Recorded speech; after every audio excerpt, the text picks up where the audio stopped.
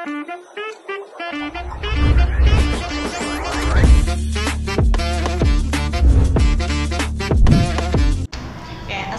warahmatullahi wabarakatuh. Halo semuanya.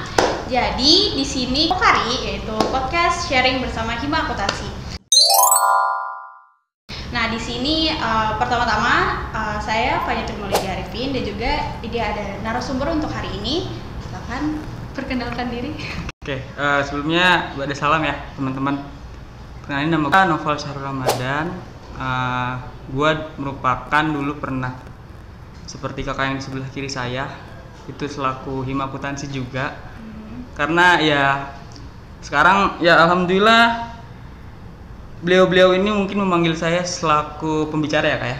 Selaku pembicara di Pokari. Tadi Pokari itu podcast sharing. Oke. Dan mungkin izinkan untuk lebih bercerita tentang pengalaman saya aja sih di Hima Akuntansi. Untuk kegiatannya sekarang ini apa ya kak, kalau boleh tahu? Kalau kegiatan gue pribadi sih sekarang gue lagi alhamdulillah udah kerja juga dan gue udah lulus. Karena gue udah 3 ya. Iya. Jadi kuliah gue itu ya cuma 3 tahun dan alhamdulillah kalau secara organisasi gue sekarang di BEM Univ kayak gitu. Nah, untuk sekarang kan banyak banget nih pertanyaannya masuk nih kan. Nah, mungkin karena banyak banget pertanyaan, tapi kita langsung merangkup aja kali ya, karena tema kita kan di sini kuliah, magang, dan organisasi. Okay. Jadi untuk pertanyaan pertama nih kak, gimana sih cara ngatur waktu nih, kan ada magang, akademik, sama organisasi itu di waktu yang bersamaan? Sebenarnya kalau soal waktu ya, itu pertama bakal selalu ngikut kalau misalnya dari kita konsistensi pertama. Dan teman-teman di sini mungkin kalau teman-teman ikut LKTD atau viewers nanti bakal ikut LKTD itu ya ada namanya manajemen waktu. Nah kan dalam skala prioritas manajemen waktu itu ya kita harus menyelesaikan apa yang sekiranya menjadi prioritas kita terlebih dahulu. Dan satu hal sih, teman-teman hari ini mengikuti organisasi itu bukan menjadi sebuah tujuan utama sebenarnya. Dan tujuan utama teman-teman hari ini ya selesaikan apa yang harus diselesaikan. Pertama ya kuliahnya dulu, itu yang pertama. Jadi ketika teman-teman nanti mungkin mengambil langkah untuk mengambil langkah untuk terjun lah, nyebur ke dunia organisasi, kalau saran dari gue pribadi jangan pernah ngelupain apa yang menjadi tujuan awal teman-teman, yaitu ya soal akademik.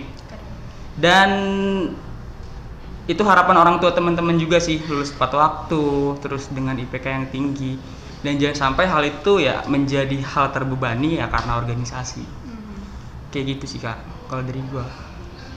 Nah, kan selama ngelakuin 3 hal itu nih kak, magang, akademik, sama juga organisasi, kira-kira apa sih challenge terbesar atau tantangan terbesar gitu? Tantangan terbesar sih balik lagi ke poin utama ya, poin konsisten sebenarnya. Lu bisa ngejalanin semuanya ketika lu ya punya konsisten yang tinggi. Beda lagi kalau ceritanya ya lu ngambil semuanya nih, tapi suatu saat ya lu nggak konsisten dan itu akan semuanya itu nggak bakal selesai. Dan challenge yang paling berat itu ya menurut gua ya konsisten teman-teman aja sebenarnya. Ketika udah mengambil langkah yang besar, terjun ke dunia organisasi, ya teman-teman juga diajarkan untuk konsisten. Gimana cara balance-nya soal akademik, terus juga sama soal organisasinya. Kayak gitu kalau dari gue ya. Jadi poin besarnya itu ya konsisten sebenarnya. Nah, selama ngelakuin 3 hal ini nih kak, kira-kira kan pasti ada aja burnout-nya kan, kayak mungkin nggak kepegang salah satunya atau kayak gimana. Nah, cara ngatasin burnout-nya ini gimana kalau dari kakak sendiri? Burnout itu lebih ke ini ya, apa namanya? Jenuh ya, titik jenuh ya? Lebih kayak pusing aja gitu, tiga-tiganya nyampur apa gimana di satu hari yang sama gitu. Satu hal sih, ketika lu capek, lu jangan pernah berhenti. Tapi lu istirahat aja. Jadi ya setiap orang menurut gua punya titik jenuhnya masing-masing lah. Lu ngejalanin semua hal, lu ngejalanin semua macem lah, dan ketemu titik jenuh itu hal wajar. Ya kita manusia bukan nabi boy, gitu kan. Siap bang. Itu sih menurut gue ya. Kalau misalnya hari ini teman-teman capek itu hal wajar sih. Teman-teman capek, lelah, menurut gue itu hal manusiawi. Cuman balik lagi, ketika capek ya cukup istirahat aja, jangan pernah berhenti. apalagi ya memutuskan untuk memutuskan untuk selesai dari apa yang teman-teman pilih. Kayak gitu sih kalau dari gue ya. Kalau untuk cara ngejaganya gitu Kak, motivasi biar kayak maksudnya tiga-tiganya tetap jalan gitu, burnoutnya jadi nggak mempengaruhi gitu, itu gimana kalau dari Kakak sendiri? Kalau misalnya gue nemu hal titik jenuh lah atau burnout, sebenarnya balik lagi tujuan utama gue ada di sini buat apa sebenarnya, dan balik lagi ya ke hal konsisten tadi yang kita bahas sebenarnya. Karena menurut gue 2 poin itu saling berkesinambungan ya. Ketika lu punya tujuan dan lu bisa ngejalanin secara konsisten, menurut gue hal itu bisa tercapai. Beda kalau misalnya lu punya tujuan yang hanya sekedar angan-angan tapi lu nggak punya konsisten, ya buat apa gitu. Contoh gue analogi ya kayak lu pengen bulking lah, bentuk otot dan segala macam, lu nggak konsisten ya juga bakal jadi apa-apa gitu. Sama juga kayak lu ngejalanin organisasi, akademik, magang dan segala macamnya. Kalau lu nggak megang konsisten yang kuat di awal, ya buat apa? Mending lu nggak usah terjun ke dunia organisasi atau dunia mahasiswa. Kayak gitu sih kalau menurut gue. Oke. Nah, kira-kira nih kan selama Kakak di organisasi kan, kalau Kakak di organisasi ini kan banyak banget kan pengalaman pasti yang Kakak laluin gitu kan. Nah, kira-kira pengalaman organisasi apa yang maksudnya berguna banget pas lagi Kakak magang ataupun pas lagi di luar gitu? Oke, sebenarnya ini pembahasan panjang sih ya. Kenapa teman-teman mungkin entah nanti pilihannya itu menjadi kuliah pulang atau mungkin nanti jadi seorang pura-pura kuliah rapat segala macam. Cuma satu hal yang gue rasain ketika gue selesai di organisasi lah, dan gue mengikuti sebuah etis dalam berorganisasi, hal yang gue rasakan di dunia masyarakat ya ilmu sosiologi sih sebenarnya, cara memahami seseorang sebenarnya. Dan ketika mungkin ya ini pandangan gue aja ya, ketika pandangan gue ini aja, kalau misalnya gue hari ini nggak terjun ke dunia organisasi, ya gue hidup kayak robot aja. Gue hidup di perintah atasan, gue hidup hanya sekedar buat datang ke kantor, ngerjain laporan, selesai, pulang, tidur segala macem. Dan yang gue ngerasain sekarang ketika di dunia organisasi, gue selesai di dunia organisasi terus gue terjun ke masyarakat, sebenarnya tuh lebih ke arah sosiologi gue selaku manusia itu hidup, selaku pola pikir gue sebagai manusia itu hidup. Jadi ya ketika gue dihadapkan dengan suatu hal, kayak semisal hal apapun itulah, gue secara otomatis bisa pengen tahu aja, penasaran kenapa sih sekiranya hari ini, misal ya gue kasih studi case akuntansi, hari ini ada sebuah laporan keuangan. Jadi rasa pengetahuan dan penasaran gue itu muncul, jadi cari ingin tahu dan segala macamnya. Terus kenapa gue bisa punya atasan kayak gini yang selalu dan segala macamnya. Ternyata cara gue kasih cari tahu, dan gue pernah selesai di organisasi, yang mungkin sosialis itu yang muncul sih, secara jiwa kemanusiaan, dan nggak seperti robot aja, kayak manusia aja, manusia yang berpikir. Kayak gitu sih ya mungkin kalau dari gue. Nih, kalau misalnya nih Kakak ada kesempatan untuk balik gitu, misalnya pas lagi zaman kuliah gitu, kira-kira apa yang bakal Kakak ubah gitu? Yang bakal gue ubah sih nggak ada sih sebenarnya, karena ya masa lalu ya menjadi sebuah pembelajaran, bukan untuk diulang kalau dari gue. Jadi kalau misalnya mungkin kedepannya bakal ada mesin waktu ya, gue bakal masuk ke mesin waktu itu, dan gue memilih kayak sebuah masa lalu gue hanya untuk pembelajaran, bukan untuk diulang. Nah, ada saran nggak Kak kira-kira buat kayak mahasiswa nih yang masih aktif nih kan, aktif organisasi, terus juga mungkin lagi ngelakuin magang kan? Nah, itu apa Kak kalau saran untuk mereka? Saran dari gue, cukup lakuin apa yang menjadi pilihan teman-teman. Kedepannya mungkin teman-teman punya pilihan ya, punya pilihan untuk menentukan lah, entah nanti teman-teman jadi seorang akademisi hanya kuliah pulang dan segala macam, itu nggak jadi masalah karena itu kan pilihan teman-teman. Atau bahkan yang teman-teman hari ini nantinya bakal ikut organisasi, menjalankan sebuah visi misi, yang menurut gue itu menjadi teman-teman harus punya konsisten lah ya kayak. Jadi ya menurut gue kedepannya kalau misalnya teman-teman ngambil langkah menjadi orang organisatoris, tetap pertahankan konsisten yang pertama. Kedua, selalu menjadi manusia yang merdeka aja ketika dihadapi dengan suatu hal. selalu menghidupkan sebuah nalar kemanusiaan dan sebuah hal humaniora lah. Jadi ya ketika lo ikut organisasi menurut gue nggak sia-sia lah.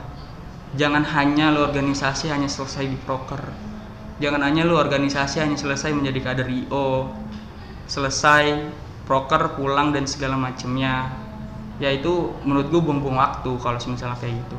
Ya kalau misalnya emang lu mau menjadi seperti itu ya menurut gue ya mending lu magang merdeka aja atau enggak kerja sambil magang dan segala macam, itu nggak jadi masalah karena menurut gue organisasi ini tempat berekspresi sih kayak gitu. Dan mungkin ya kalau gue mengutip dari sebuah tokoh yang bernama Buya Hamka, kalimat ini mungkin kalimat yang selalu gue lontarkan ketika gue masih di FEB.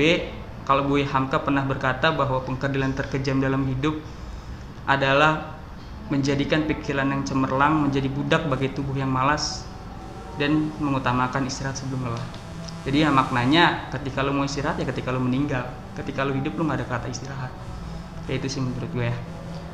Ada beberapa pertanyaan nih Kak dari kita juga naruh beberapa pertanyaan di Instagram. Dan untuk pertanyaan pertama nih dari Yenia HYR nih, jika orang tidak memiliki pengalaman magang dan organisasi tapi akademiknya bagus, gimana di dunia kerja? Kalau misalnya orang tidak memiliki apa? Pengalaman magang sama organisasi. Nah, gimana kira-kira di dunia kerja itu? Ya, kalau misalnya balik lagi ke konteks dunia pekerjaan, sebenarnya itu adalah sebuah metode bertahan ya menurut gue ya. Jadi ya ketika nanti lu mungkin outputnya lu nggak ikut organisasi, lu nggak ikut magang tapi lu terjun ke dunia kerja, itu menurut gue hal yang wajar. Cuman hal yang tadi gue bilang, kalau misalnya seseorang itu selesai dalam dunia organisasinya, seorang itu selesai dalam mungkin magang dan segala macamnya, ya dia menjadi seorang yang nggak hanya diperintah aja. Ya mereka nggak hanya sekedar kerja pulang menurut gue ya, tapi secara kemanusiaan, jiwa kemanusiaannya itu hidup karena dia merasakan ya pahit manis di organisasi lah. Mungkin teman-teman paham lah nanti kayak gitu sih. Untuk pertanyaan kedua itu sebagian orang ada yang bilang lebih baik magang daripada organisasi. Jadi lebih baik mana nih untuk dunia kerja nantinya? Lebih baik dua-duanya sih menurut gua. Tapi kayak kalau untuk sekarang diharuskan magang juga nggak sih? Iya, kalau misalnya sekarang ya kalau pendapat gue ya, keduanya itu penting sih menurut gue, karena dari magang dan organisasi ya lu bisa mengasah skill lu sebenarnya, mengasah terkait karakter dan kepribadian lu di situ. Karena ketika lu terjun ya lu pasti bakal nemu banyak motif manusia di dalamnya, entah di magang, entah di organisasi. Dan lebih baik magang daripada organisasi itu pun narasi yang nggak salah menurut gue. Karena kalau misalnya teman-teman lihat hari ini di sosial media itu kan banyak ya akun-akun yang lebih mengkritisi ke arah organisasi, kayak akun-akun yang kader lucu atau apa dan segala macem, yang bahasanya itu mensatirkan organisasi ya. Dan kalau misalnya gue berpikir realistis, itu bener, organisasi hari ini udah gak relevan. Karena organisasi hari ini ya lu hanya sekedar IO aja, lu selesai proker pulang, lu capek dan segala macamnya, lu nggak ada output, endingnya ya lu merasa kapok ikut organisasi. Dan menurut gue ya organisasi itu nggak salah sebenarnya, tapi yang salah adalah orang-orang yang ketika mengisinya dan ingin bawa kemana organisasi itu. Jadi sebenarnya bukan salah organisasinya, tapi orang-orang yang di dalam organisasinya itu sendiri gitu. Nah ini ada pertanyaan lagi nih dari Torik R. Apa sih tujuan dan fungsi utama di balik kita harus mengikuti organisasi? Tujuan dan utama kita berorganisasi? Oke, gue tarik ke belakang ya. Kalau gue nanya kakak sendiri, terakhir kakak berorganisasi kapan? Kalau selain di kampus? Aku SMA, itu juga organisasinya harus jadi kayak wajib gitu ikut. Oke, kalau menurut gue semua orang itu udah berorganisasi di keluarga.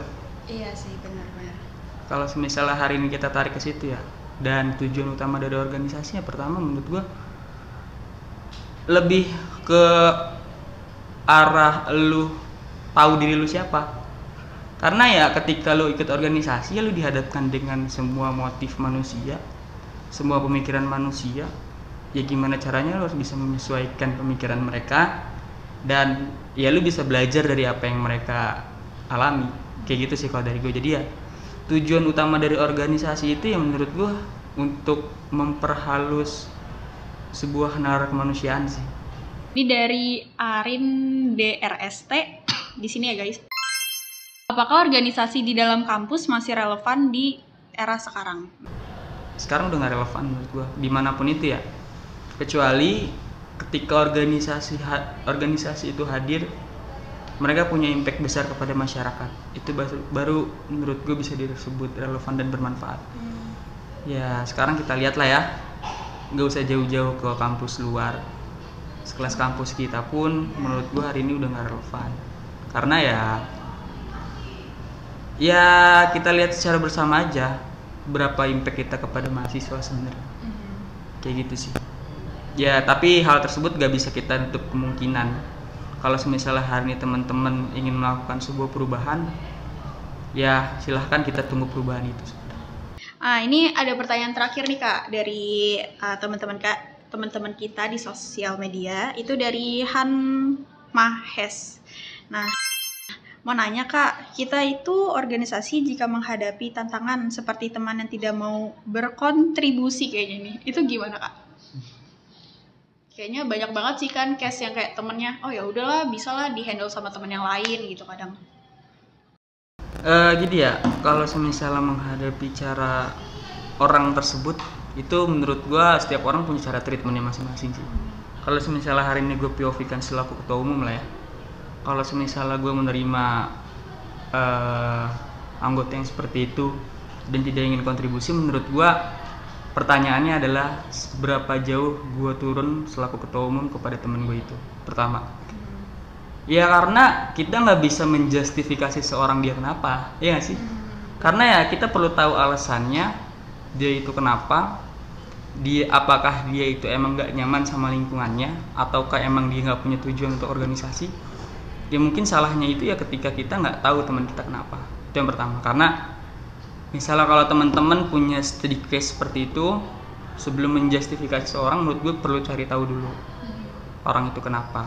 Dan yang kedua, ketika teman-teman itu sudah tahu dan segala macem, ya sedikit nurunin ego lah ya untuk mentreatment orang seperti itu ya. Karena menurut gue orang seperti itu sebenarnya perlu dua. Yang pertama seorang teman, sama yang kedua adalah lingkungan yang nyaman. Ya mungkin mereka seperti itu ya karena mereka nggak dapetin keduanya, atau nggak bisa dapat sebuah penghargaan lah dari organisasi tersebut. Mungkin yang menurut gua, kalau misalnya emang teman-teman nanti kedepannya itu nemu sedikit seperti itu, kalau cara harusnya ingin rekonstruksi, ya itu cara lamanya. Cuman kalau misalnya emang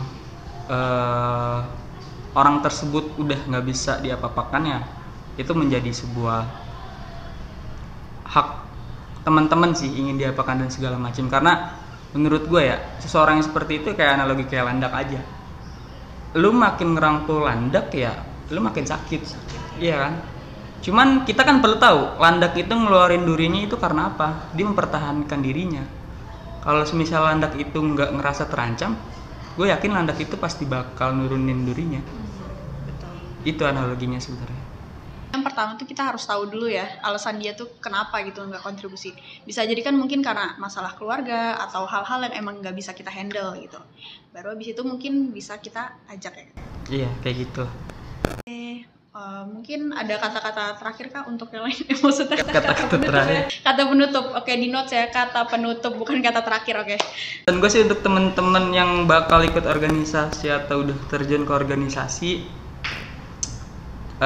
kalau pesan dari gue, coba temen-temen jangan hanya untuk fokus program kerja saja, tapi teman-teman hari ini selaku mahasiswa itu diberikan sebuah amanah dan tanggung jawab untuk bisa memberikan dampak pada masyarakat.